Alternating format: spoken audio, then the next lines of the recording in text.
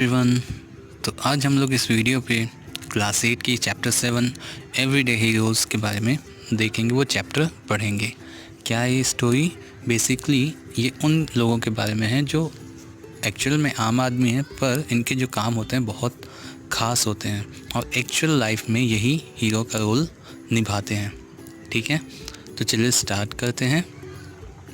इसके जस्ट बाद आपको इसी चैप्टर की एक्सरसाइज वाली वीडियो मिल जाएगी। ओके, कोई भी डाउट्स रहते हैं तो कमेंट्स में पूछ सकते हैं। चलिए स्टार्ट करते हैं। सो Naranji Bhai Karanjia, a 43-year-old farmer from Jamnagar, Gujarat, is a devoted guardian of the national bird. इसमें बेसिकली पहले हम लोग स्टार्ट करेंगे एक द पिकॉक डॉक्टर के बारे में, जिनका नाम है नरंजी भाई करंजिया, जो 43 ईयर ओल्ड एक फार्मर हैं, जामनगर में रहने वाले गुजरात के।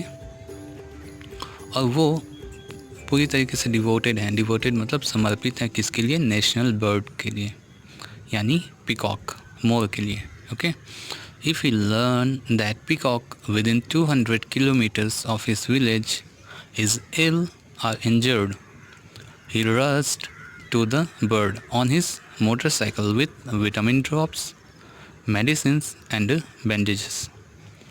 उनको कभी भी, ठीक है, उनको जैसे ही पता चलता कि अगर 200 किलोमीटर के अंदर पे कोई भी पिकॉक यानी मोर बीमार है, इल है या फिर इंजर्ड यानी उसको चोट लगी हुई है, तो वो बिना रुके अपनी मोटरसाइकिल पे तुरंत ही निकल चलते हैं।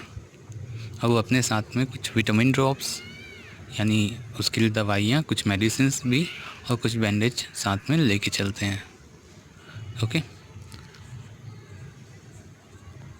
And if after he had treated it the bird can not be left in the wild, Karanjia bring it home. जब वो बर्ड को ट्रीट करते हैं, उसकी देखभाल करते हैं, उसको मेडिसिन्स वगैरह देते हैं, और अगर उसकी हालत ऐसी नहीं हो कि उसे जंगल में फिर से छोड़ा जा सके, तो वो अपने साथ में उसको लेके अपने घर आ जाते हैं। What do you think Karanjia does after bringing a peacock home? आपको क्या लगता है कि जब करंजिया जो है पिकॉक को अपने घर लेके आते हैं तो उनके साथ में क्या करते होंगे? पिक्चर में आप देख सकते हैं। ठीक है, उसको देखभाल करते हैं जब तक वो ठीक ना हो जाए। Every year after harvest when food for the wild peacocks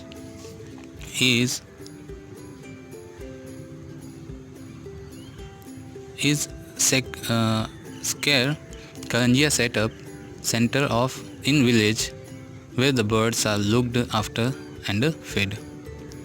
जब भी हार्वेस्टिंग यानी हार्वेस्ट किया जाता, फसल कटाई हो जाती है, तो वाइल्ड पिकॉक के लिए, जंगली जो मोर होते हैं, उनके लिए क्या है, खाने की कमी हो जाती है। तो करंजिया क्या करते हैं, एक विलेज पे, उनके गांव पे एक सेंटर बनाते हैं जहाँ पे बहुत सारे जितने भी जो पिकॉक्स होते हैं उनके खाने के लिए फूड आइटम जमा की जाती हैं। उनके खाने के लिए जितना भी आइटम हो सके वो जमा करके उनको फेड किया जाता है, यानी उनको खिलाया जाता है। And during a flood a few years ago, Karanjia spent 2 days looking for peacocks marooned on treetop. He saved a dozen. हुआ क्या था कि लगभग कुछ साल पहले की बात है, फ्लड आया था, बाढ़ आई थी, तो करंजिया ने लगभग 2 दिन बिताए थे, ठीक है, पिकॉक्स को क्या करने के लिए, उनकी रेस्क्यू करने के लिए, उनको बाढ़ के दौरान बचाने के लिए। कुछ बाढ़ आने से क्या हुआ, पिकॉक के यहाँ पेड़ के ऊपरी हिस्से में चढ़ के बैठे हुए थे, तो उनको वहाँ से हटाना ही था ना, ठीक है, और उनको सेव करना था। तो उन्होंने लगभग दर्जन यानी लगभग 12 से भी ज़्यादा पिकॉक की जान बचाई थी। I like peacocks, say Karanjia. I want to help many as I can. Karanjia बोलते हैं, मुझे पिकॉक से बहुत लगाव है, बहुत प्यार है, और मैं उनकी जितनी भी हो सके मैं उनकी मदद करना चाहता हूँ। ठीक है, तो ये पहले हीरो थे, वैसे ही चलिए आते हैं सेकंड हीरो के बारे में देखते हैं। फिर यहाँ पे देखने को मिलते हैं a noteworthy singer Abhijit Bhattacharya. Abhijit Bhattacharya, a Hindi playback singer, was returning home in suburban Mumbai late one evening when he saw people gathered around a man laying in a pool of blood. जब अभिजीत भट्टाचार्य एक Hindi playback singer है, पार्श्व गायक हैं, ठीक है, अपनी आवाज़ में गाना गाते हैं दूसरे हीरोज़ और दूसरे एक्टर्स के लिए। तो जब वो अपने सब अर्बन एरिया मतलब उप महानगर से होते हुए कहाँ आ रहे थे, अपने घर की ओर आ रहे थे, तो उन्होंने देखा रास्ते पे एक भीड़ जमा हुई है जहाँ पे एक व्यक्ति बहुत ज़्यादा खून से लथपथ है। Okay, asking his driver to stop, Abhijit found the injured man unconscious and bleeding heavily.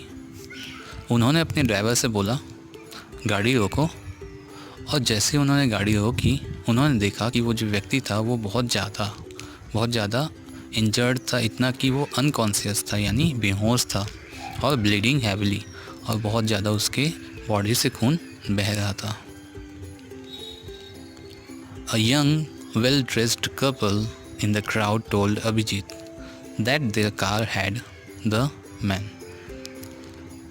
वहीं पे एक यंग कपल, ठीक है, एक युवक युवती थे, कपल थे, ठीक है, जोड़ा था, वो भीड़ में खड़े हुए थे। तो उन्होंने अभिजीत से बताया कि क्या हुआ। उन्होंने बताया कि उनकी कार से उसका एक्सीडेंट हो गया है। They were upset and didn't know what to do. वो दोनों काफ़ी दुखी थे और जान नहीं रहे थे कि आगे क्या किया जाए, बहुत ज़्यादा परेशान थे। रिकॉल अभिजीत ने ये सब घटना सोच के बता रहे हैं अभी। Taking charge, he told his chopper to drive the couple to the nearest hospital. उन्होंने अपने जो चालक थे उनसे कहा कि इन दोनों को क्या है, नियरेस्ट हॉस्पिटल में ले जाया जाएगा, ठीक है, चलो लेके जाते हैं, बोलते हैं। फिर then with the help of bystanders he carefully placed the injured man in the couple's car and drove to the same hospital. वहाँ पे खड़े हुए कुछ लोगों की मदद से उन्होंने उस व्यक्ति को कार पे रखा और पास ही के एक हॉस्पिटल में उसको लेके गए। All the required by law to treat accident victim immediately, doctors the hospitals were reluctant to admit the injured man. It took 10 minutes of wrangling for Abhijit to get them to agree. देखो, कोई भी व्यक्ति जब hospital पे वहाँ पे उसको admit कराया जाता है और ऐसी स्थिति होती है कि उसका कोई एक्सीडेंट हुआ होगा, कोई पुलिस केस बनता है, तो डॉक्टर उसको लेने से रिफ्यूज़ किया करते थे। बहुत पहले की बात है, किया करते थे, अब ऐसा नहीं है।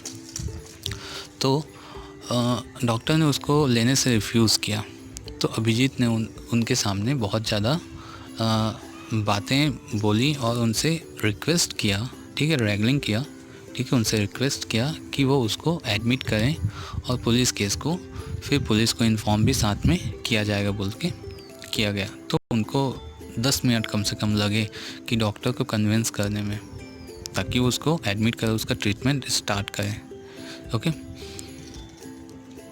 only after making sure that the man was being attended to and that his relative had been contacted did Abhijit leave for the home around 1 AM. लगभग रात को 1 बजे वो अपने घर लौटे, तब जब उनको ये कंफर्म हो गया कि वो जो व्यक्ति हैं उसको एडमिट कर लिया गया है, उसका इलाज स्टार्ट हो गया है और उनके घर वालों से कांटेक्ट किया जा चुका है, तभी वो वहाँ से निकले। Don't hesitate to help road accident victim, Abhijit says, you can save a life. Abhijit कहते हैं कि किसी भी व्यक्ति को जिसको रोड एक्सीडेंट हुआ है उसकी हेल्प करने में आप बिल्कुल भी ना हिचकिचाएं, यह किसी की ज़िंदगी बचा सकता है। ऐसा अभिजीत अपना मैसेज दे रहे हैं यहाँ पे। ओके, चलिए थर्ड पर्सन पे आते हैं। यहाँ पे है द काइंड हार्ट। तीसरे जो हीरो हैं आपके, तो वो हैं आपके वसंत कालबैग, अ 79-year-old retired businessman encourages people to be kind. एक 79 ईयर के ओल्ड रिटायर्ड जो पर्सन है, बिजनेसमैन है, जिनका नाम है बसंत कार्लबैग। ओके, वो जितने भी व्यक्ति हैं उनको इनकरेज करते हैं, उनको प्रोत्साहित करते हैं, किसके लिए? दयालुता के लिए, ताकि वो और ज़्यादा दयालु बने, इसके लिए इनकरेज करते हैं। Doing small selfless acts, he believe, not only help others, it boost our health and longevity। उनका मानना है कि हम अगर किसी दूसरे की प्रति दया दिखाते हैं, उनकी हेल्प करते हैं, तो इससे सिर्फ उसी का भला नहीं होता, इससे हमारा खुद का भी बहुत भला होता है। हमारी जो आयु होती है वो भी साथ साथ बढ़ने लगती है, ठीक है, और हमारी जो हेल्थ है वो भी साथ साथ सुधरने लगता है। Okay, Carlbag realized this after he came across two websites. First, Global Ideas-bank.org and actsoftKindness.org। ये दो वेबसाइट हैं, उसके संपर्क में आते ही उनको ये एहसास हुआ कि काइंडनेस जो है उसको पूरे जगह पे फैलाना चाहिए, ठीक है। Both of which promoted the message that if one people were kind to one another, the world would be a much better place। उनको ये भी एहसास हुआ और ये कहते हैं कि अगर एक व्यक्ति दूसरे व्यक्ति की मदद करता है तो ये जो दुनिया है, ये जो वर्ल्ड है, और भी बेहतर बन सकती है, ठीक है। Inspired by this simple but powerful idea, Carlbag started his own organization Kindness Unite Unlimited KU। इसी आइडिया से वो प्रोत्साहित होकर उन्होंने अपना एक और खुद का ऑर्गेनाइजेशन खोला, एक संस्था खोली, काइंडनेस अनलिमिटेड, शॉर्ट में बोलते हैं KU, and build the nation limited tripod dot com website, ठीक है। उन्होंने एक वेबसाइट भी अपना बनाया। Through it, Carlbag has built a network of KU members who keep in touch within him via emails and phone। इसके द्वारा क्या किया, उन्होंने एक वेबसाइट बनाया और दुनिया के हर एक काइंड पर्सन से जुड़ने की कोशिश की, जिसमें KU मेंबर्स वो बनते गए और उनसे जुड़ा कैसे? ईमेल्स और फ़ोन के द्वारा। And Carlbag email all of them his bi-monthly newsletter recounting the kind deeds of the members। और इसके लिए वो क्या करते हैं, हर दो महीने पे एक न्यूज़ या न्यूज़लेटर पब्लिश करते हैं, जिसमें उन सभी के बारे में चर्चा होती है, उनके कार्यों के बारे में चर्चा होती है, जिसमें उन्होंने दयालुपन का कार्य किया हो, चाहे वो मेंबर्स कोई भी हो, सबके बारे में उसमें लिखा होता है। Okay, Why does Vasant Carlbag write about the kind deed of the people? ऐसा क्यों है कि लोगों की दयालु कार्यों के बारे में बसंत कार्लबैग क्यों लिखते हैं? So Carlbag also lecture school and colleges student on the importance of kindness। Swapna Havaldar, a young software engineer, says, "Thanks to Vasant uncle, I no longer think twice about helping strangers. There's nothing as truly fulfilling as kindness," say Carlbag। इसके अलावा कार्लबैग जो है school या colleges में भी lectures देते हैं, जिसमें वो ये वर्णन करते हैं कि काइंडनेस के क्या फ़ायदे हैं, what is the kindness, what is the importance of kindness to all the people. Here is a person whose name Sapna Havaldar बोलती हैं कि वो एक यंग सॉफ्टवेयर इंजीनियर है जो अब किसी भी को मदद करने के लिए दोबारा यानी बार बार सोचने की कोशिश नहीं करती, वो सीधा सबकी मदद करने में जुट जाती हैं। There is nothing as truly fulfil as kindness से कार्लबैग कहते हैं कि यहाँ कुछ भी ऐसा चीज़ नहीं है जो वास्तव में दया के रूप में देखा जा सके, मतलब दया से अच्छा और कोई भी चीज़ नहीं है, ऐसा वो कहते हैं।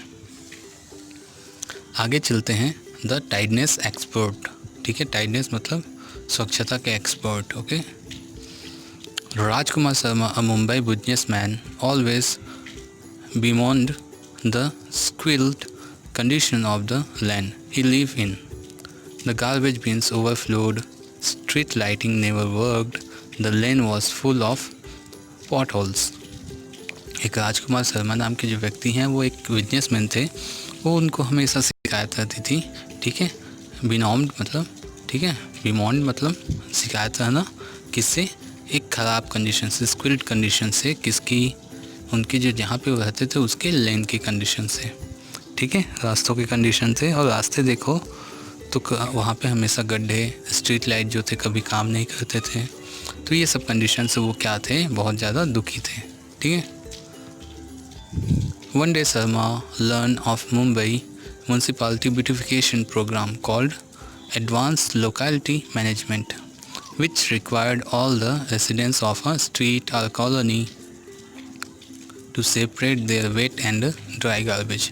एक दिन की बात है, उन्होंने कुछ पढ़ा जिसमें लिखा था म्यूनसिपालिटी गवर्नमेंट ने, जो गवर्नमेंट है वहाँ पे वो एक ब्यूटिफिकेशन प्रोग्राम चला रही है, जिसमें वहाँ के रहने वाले रहवासियों का मदद चाहिए उनको, और उनकी कॉलोनी, उनकी स्ट्रीट आदि को गार्बेज से फ्री करने के लिए, जो वेट कचरा है यानी गीला कचरा और सूखा कचरा, उसको अलग करने के लिए उनको प्रोत्साहित किया गया।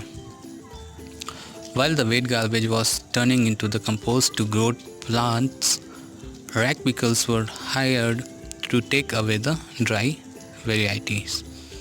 जो गीले कचरे थे उसको क्या किया जाता था, इसको एक साइड इकट्ठा किया जाता था और उसको इकट्ठा करके क्या बनाया जाता था, खाद बनाया जाता था, कंपोस्ट खाद, जो प्लांट्स में यूज़ हो जाते थे, ओके। और बाकी जो रैक पिकर्स थे, जो कचरा उठाने वाले थे, उनको बोला जाता था कि जो सूखे कचरे वो उठा के वो अलग कर दें, ओके।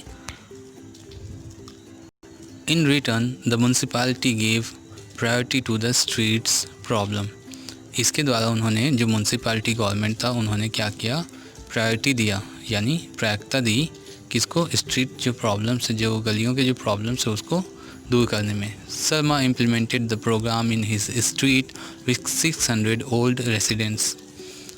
शर्मा जी ने भी उसमें मदद की, उन्होंने लगभग 600 व्यक्तियों के साथ में मिल के ये प्रोग्राम को सक्सेस बनाने में उसका सहयोग दिया। Today his green and lovely land is a model project that attract urban experts from around the world.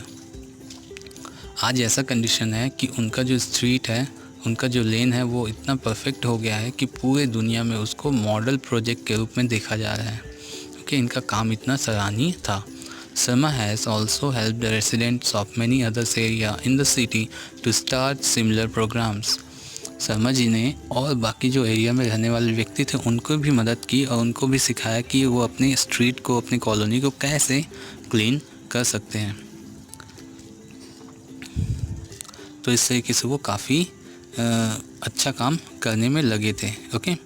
अभी आते हैं द लाइफ सेवर।